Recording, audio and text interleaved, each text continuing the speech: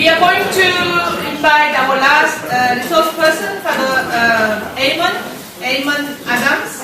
He's a member of the Missionary Society of St. Columban, and he's working as a professor of Mokpo Catholic University. And I think he's going to innovate, the methodology of dialoguing with you. So he's going to stand, not sitting, to share what he has prepared.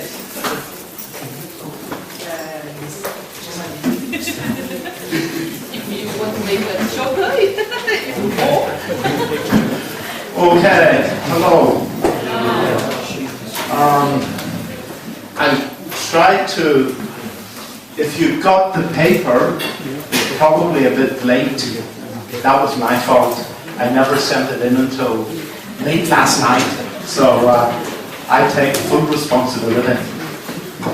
Okay, as you see, I'm speaking about interreligious dialogue in Korea, but I'm obviously not Korean, so it's an outsider's perspective on what's happening in Korea. So it's not from a wholly Korean perspective, so you'll have to ask other people to fill that part in.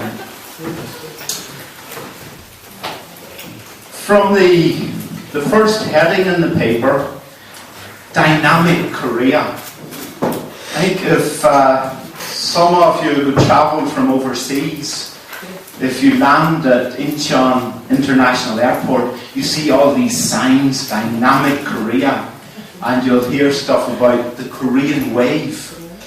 If I could sing, I could do some K-pop or something, but I can't sing, so... Do you know what is K-pop? Yes. Yeah. Korean pop song. Korean pop song. So, Korea, Dynamic Korea.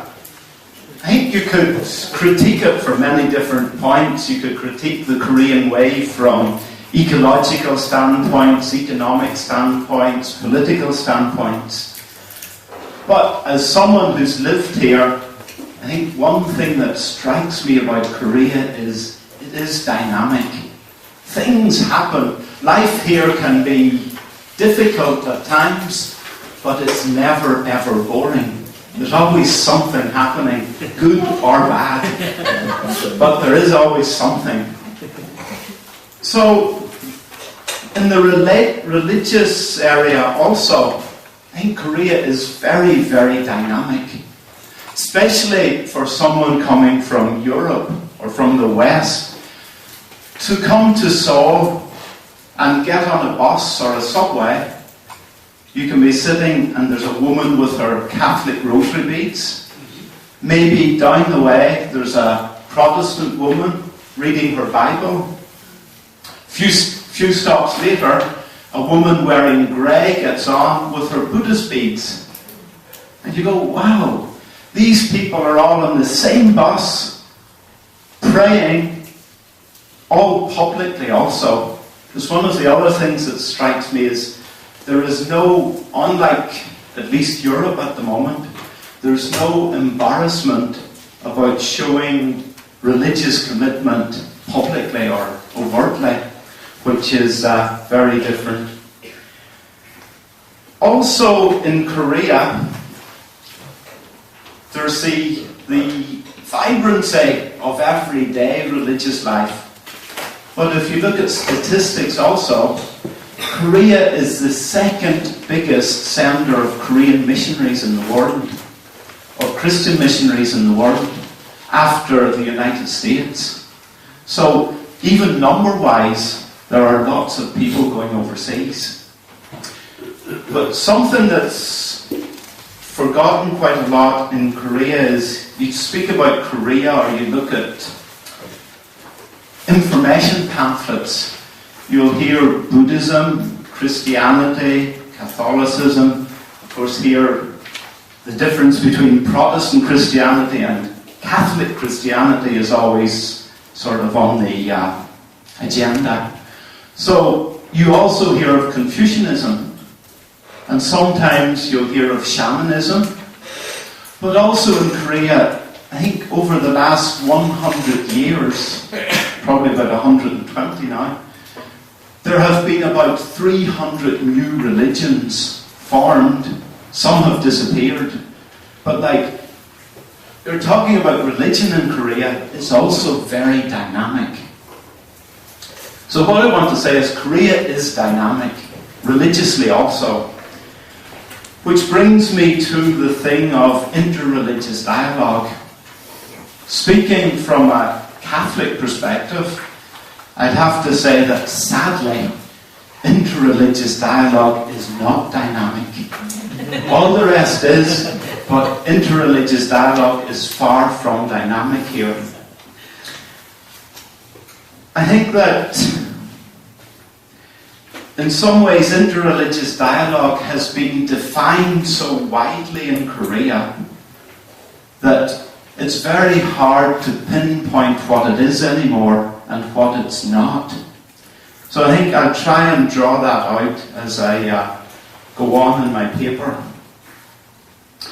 I think that if we want to develop a more dynamic interreligious dialogue in Korea, we have to go back to the basics, the fundamentals, as in why do we want to do this? What's our motivation? We also have to look at the question of what is dialogue? I think we use the word dialogue very, very lightly. And I think we have to ask again what the actual word dialogue means. So I'd say we have to go back to the fundamentals of interreligious dialogue to develop it again here. The religious situation in Korea. Last year, as you see under the Religions in Korea section, page 3. Last year there was an article in the Korea Times written by Chun Bae, who's at Dongguk University in a research centre. And it was entitled, Korea is a Model for Interfaith Harmony. I think you could critique it from many different sides. But one thing that's true in Korea is that there is no huge problem of religious violence.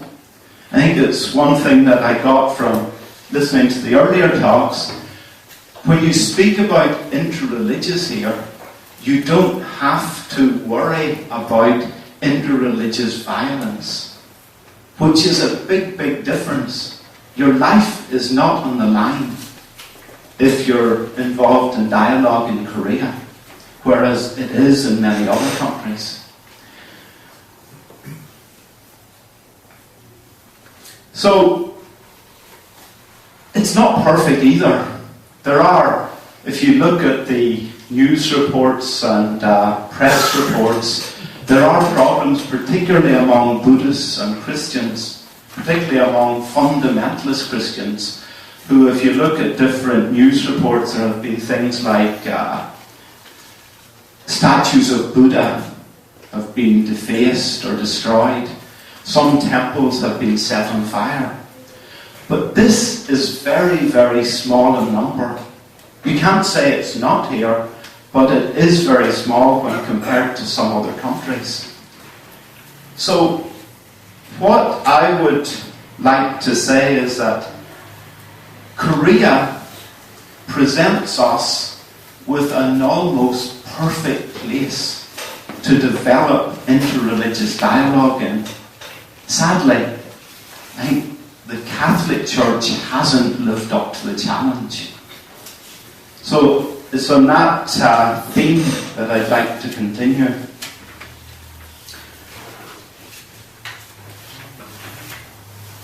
I think my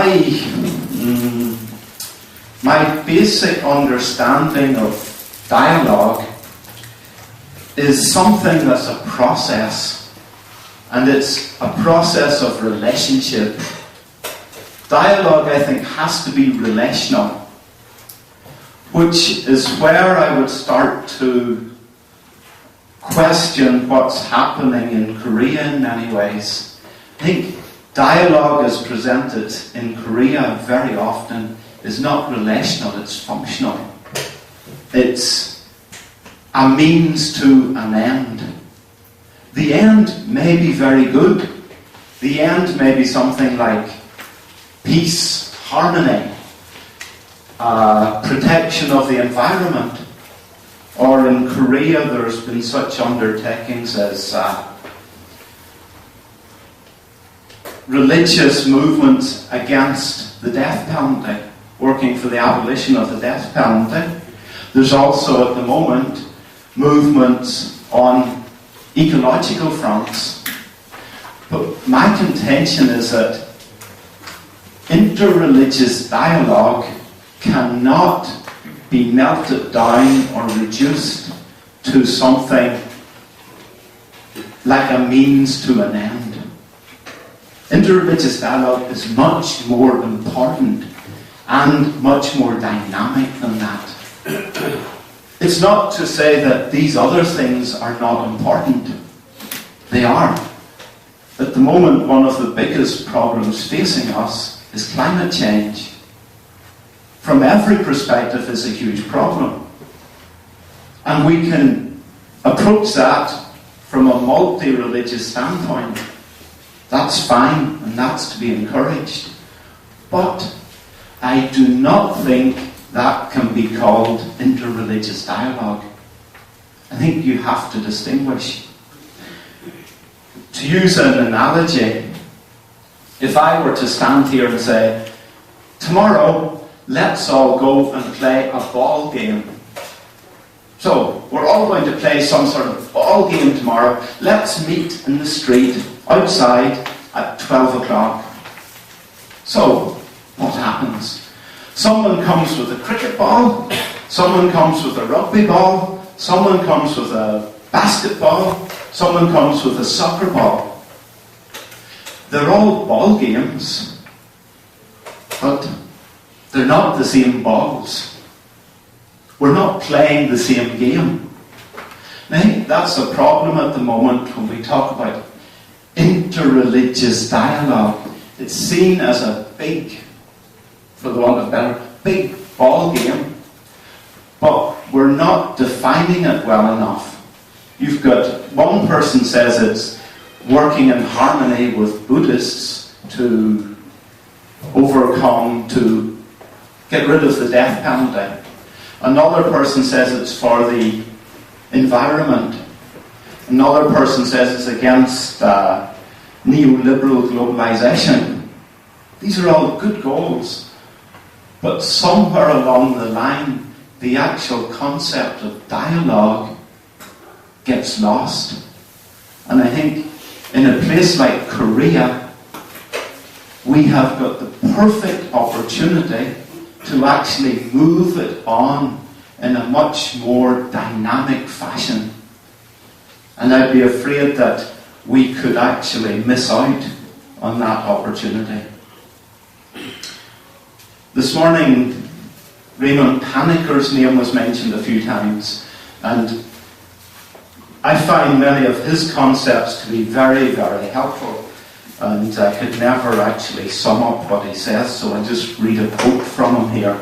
When he speaks about dialogue, it's on page 5. The ideal is communication in order to bridge the gulfs of mutual ignorance and misunderstandings between the different cultures of the world, letting them speak and speak out their insights in their own languages. I think this brings us back to the same issue, dialogue as a relational process or dialogue as a functional process. I think here Panicker and his ideas point us toward relation. And not only relation, but open relation. It's not closed. And that's one of the problems, I think, when you start to work on issue-centered, multi-religious issues. From the beginning, they are in some way closed.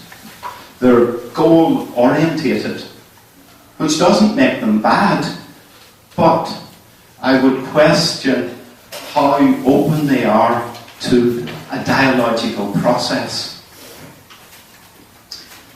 An example would be, I probably will be corrected, but I don't think the Korean Church has produced a contextualized approach to interreligious dialogue.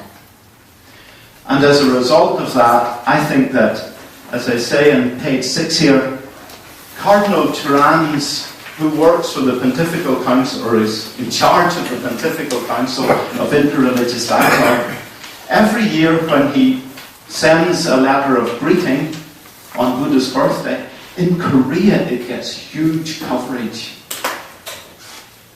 From secular media, Christian media, and the Buddhist media. But where is the Korean involvement there? I think the Korean Church has failed to produce a contextualized approach, and that vacuum is filled by just bringing stuff in this case, from the Pontifical Council of Interreligious Dialogue. I think that's a failure. That's something that has left a gap that hasn't been filled here in Korea with that approach.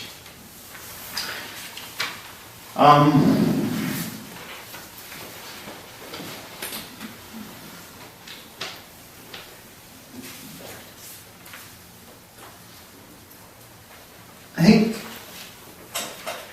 to quote another person who I would have great respect for in many ways when it comes to interreligious dialogue, Leonard Schwindler, I think when he speaks about dialogue, he speaks about twin pillars of change and learning. The goal of dialogue as change and learning. Again, I think that's part of the whole relationship thing. It's not, you can't enter into something that's got set goals and be so open to change and learning along the way.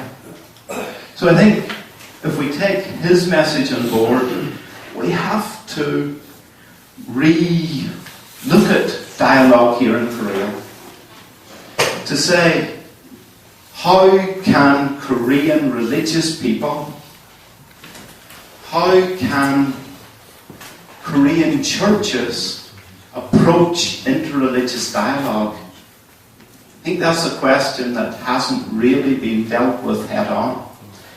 And while working in cross-religious groups is to be encouraged, I think it is not the same as interreligious dialogue. I would like to conclude with just two main points. I've tried to summarize some of this stuff.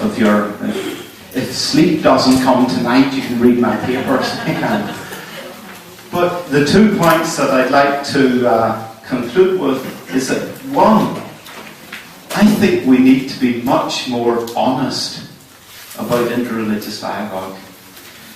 And on page 9 in my conclusions there, actually page 10, one of the things I think we have to do is for different communities, Catholic, Buddhist, Protestant, different churches, have to speak and debate about interreligious dialogue in their own communities first. And ask the question, do they want to dialogue? If the answer is no, it can still be, well, let's work together to make society better. Let's work together to make the world a better place to live in. I think the two, if you can split the two to some degree, you can start to have more functional cross-religious cooperation. We can work together in different things, but you don't necessarily need to be dialoguing. But don't confuse the two, is what I would want to say. The other point is dialogue has to be open and it has to be inclusive. I think two things. One thing is we have a tendency to limit dialogue to the major religions. Religions who have written texts, who have got canons, who have got big numbers of people.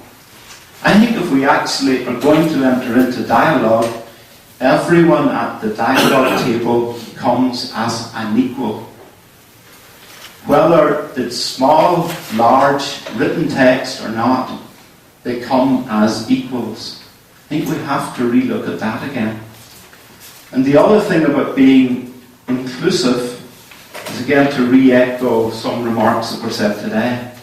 In Korea, where are the women involved in dialogue?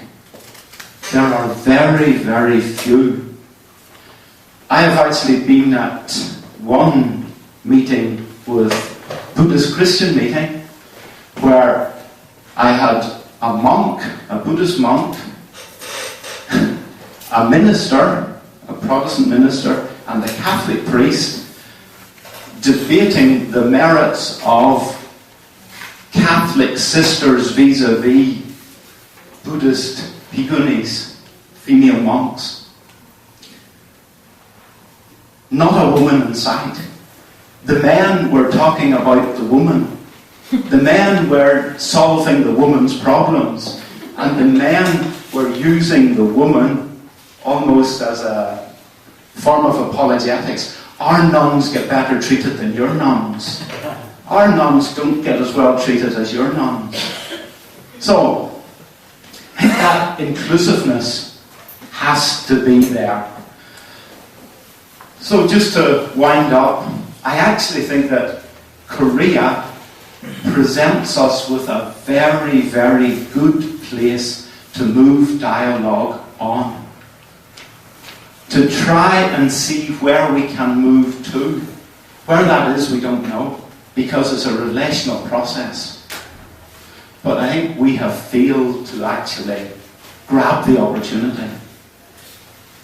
We can in the future.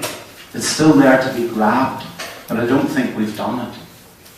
And the other thing is dialogue must be open. Has to be open to those who are taking part, and it has to be representative of everyone in that religion. And I think as far as dialogue in Korea goes, that's still something. It's a goal to be aimed at as opposed to a reality that already exists. So, what can we learn from dialogue as we find it in Korea? I think very good things are happening as far as religions working together to do things, to solve problems.